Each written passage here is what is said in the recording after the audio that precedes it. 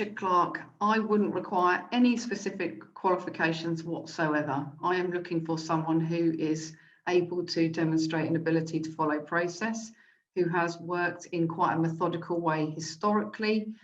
If they are looking for a job and it's the first job, then I probably would look to qualifications because there wouldn't be any past experience that I could fall back on. And in that regard, it may be a basic bookkeeping course, a couple of stages of AAT maybe, but actually open dialogue and a willingness to learn and develop is probably the more interesting element for me when looking for hiring that role. I'm relatively open as to what Purchase Ledger Clerks qualifications need to be. I've had a wide spectrum of AP clerks applicants over the years. Some have been seen the role as a starting point of a finance career. Others are experienced accounts payable clerks, and others just want a job to bring some money into their lifestyle. I've had good people with qualifications and bad people with qualifications, and vice versa. I think more important is showing that you will have care and attention to what you're doing, demonstrate you've got confidence to interact with suppliers, and then increasingly have the ability to problem solve, as technology means a lot of the entry and matching is starting to become automated, meaning that the teams start to be more around problem solving when something can't go through the automated system. I wouldn't necessarily be looking for qualifications. That wouldn't be the first thing that I would look for. If there was recent, relevant, a relevant sort of financial type qualification, that's great. And for me, that feels like it's somebody who's proactively chosen to start a career in finance. It feels like it would be a bit of a bonus for me.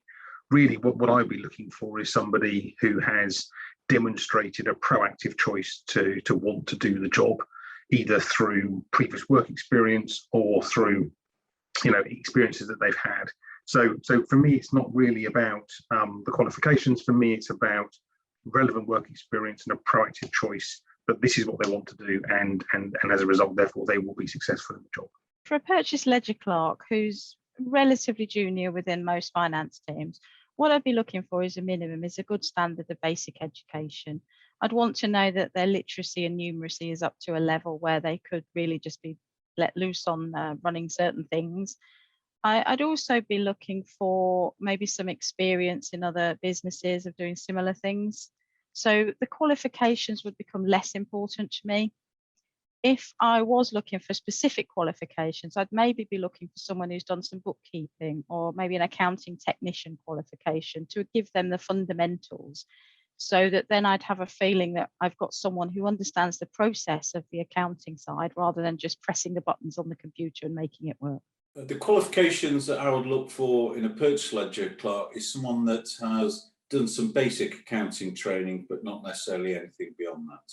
If I was recruiting a purchase ledger clerk, I wouldn't necessarily be looking for any specific qualifications, but I would be looking for a strong indication of numeracy. So that might be maths or science A levels or some computing qualifications, an interest in spreadsheets, and an overall interest in accountancy. But I think strong numeracy skills are really important when working with the ledger.